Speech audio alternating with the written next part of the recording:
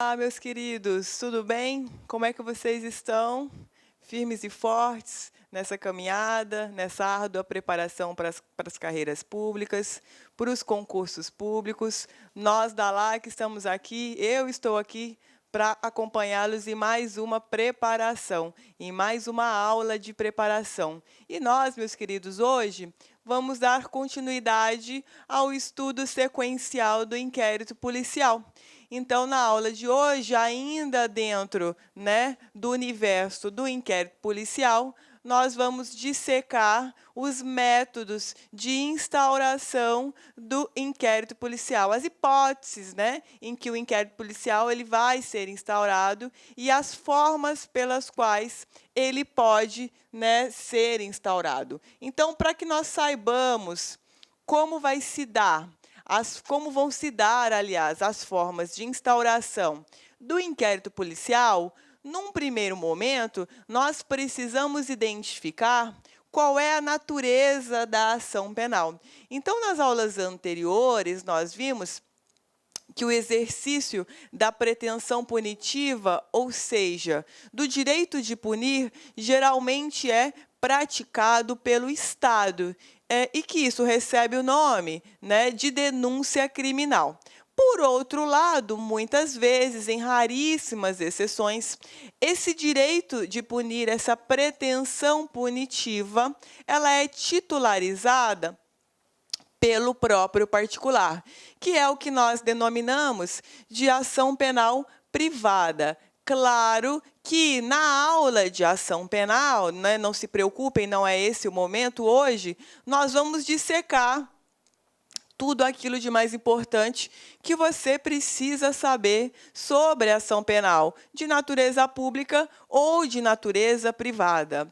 Mas, por hora, na aula de hoje, para que nós possamos compreender como e de que maneira o inquérito policial ele poderá ser instaurado, nós temos que nos recordar e aprender, basicamente, que a ação penal, quando titularizada pelo próprio ofendido, é chamada de ação penal privada, por isso o nome privada, porque titularizada pelo ofendido ou por seus representantes legais ou familiares, depois nós vamos estudar isso com calma, e que ela, por outro lado, pode ser titularizada, e inclusive é essa regra, pelo Estado. Por isso a denominação de ação penal pública, ok? Agora, veja que a ação penal pública ela é fragmentada em duas espécies.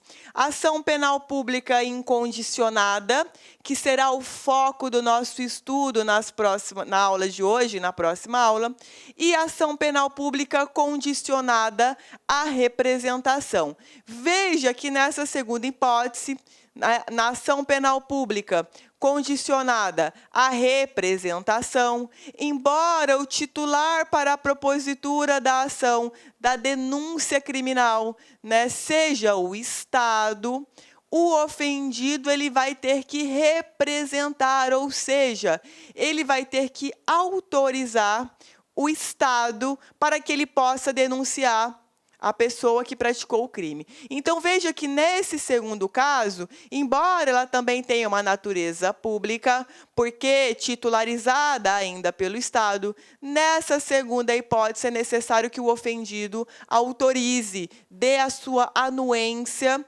para a propositura da respectiva denúncia criminal. Então, como eu disse, na aula de ação penal, nós vamos fragmentar e estudar sobre todas elas de maneira detalhada.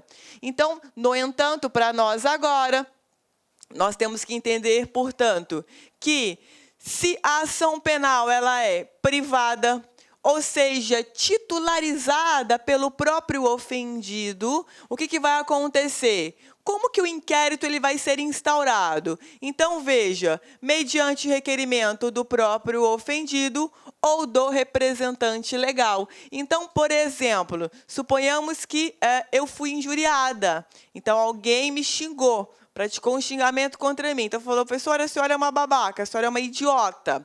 Então, suponhamos que, por se tratar de um crime de injúria, de ação penal privada, o que vai acontecer? Eu né, tenho que requerer ao delegado de polícia, à autoridade policial, para que ele instaure um inquérito policial para a apuração da prática em tese desse crime de injúria. Então, veja, porque titularizada pelo ofendido, o próprio ofendido ou através do seu representante legal é quem tem que requerer ao delegado de polícia a instauração do inquérito.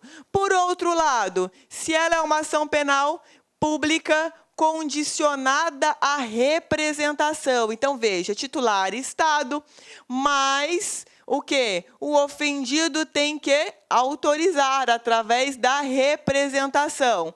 Nessa hipótese, como que o inquérito vai ser instaurado?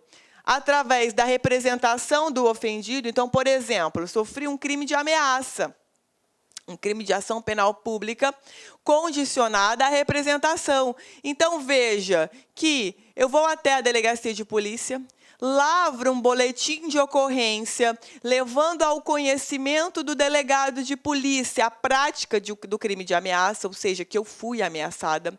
E vejam vocês que eu vou assinar um termo de representação ou manifestar de alguma forma no corpo daquele boletim de ocorrência, geralmente na descrição dos fatos, de que eu desejo representar criminalmente contra o meu ofensor, contra aquele que me ameaçou. Então, veja que a partir disso, aí sim o delegado ele vai instaurar o inquérito policial. Por outro lado, nós temos também a hipótese da ação penal pública condicionada, né, à representação ou à requisição do ministro da Justiça, que é um caso mega específico que nós vamos fragmentá-lo, dissecá-lo lá em ação penal. Mas para nós, na aula de hoje, se o crime ele é de ação penal pública condicionada à representação ou condicionado à requisição do ministro da Justiça, nessas duas hipóteses, o delegado ele necessita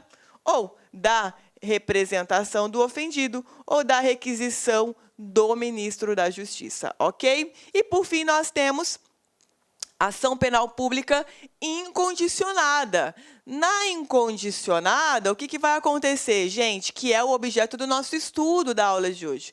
Nós vamos ter as formas de instauração do inquérito, mas que não vão depender nem de requisição do ministro da Justiça, nem de representação do ofendido. Então, vejam vocês que o delegado, quando toma conhecimento da notícia criminal, ele vai instaurar o inquérito. Nós vamos ver quais são as variáveis pelas quais o delegado de polícia, também chamado de autoridade policial, vai receber, né, essas informações, essa notícia criminal. E por se tratar de um crime de natureza penal pública incondicionada, ele poderá, de ofício, ou seja, sem ser provocado, instaurar o competente inquérito policial para a apuração, né, dos fatos descritos, narrados na notícia criminal.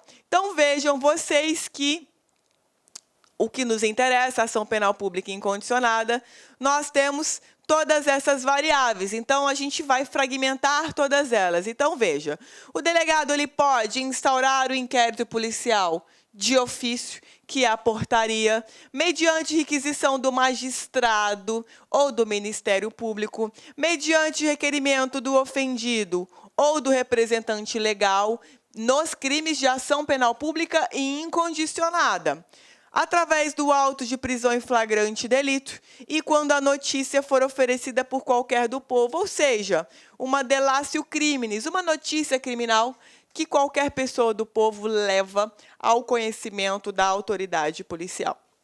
Olá, meus amigos, minhas amigas, sou o professor Luiz Antônio Carvalho, estou aqui para fazer um convite muito especial, você aí que está assistindo esse vídeo no YouTube.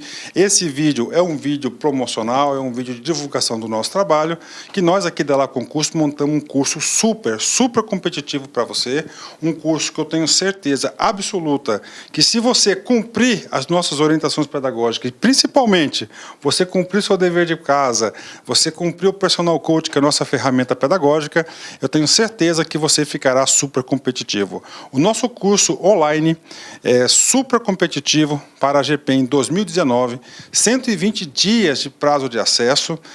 Durante esse prazo, você pode assistir quantas vezes quiser, na hora que desejar. Toda aula acompanha um material PDF por apenas 10 parcelas de R$30. É isso mesmo, R$1 por dia você terá a chance aí de ser aprovado no concurso. Ó, papo reto, melhor custo-benefício do mercado. Meus amigos, minhas amigas, interessou? Clique aqui embaixo, tem um link, espero vocês. Tchau. Clique lá.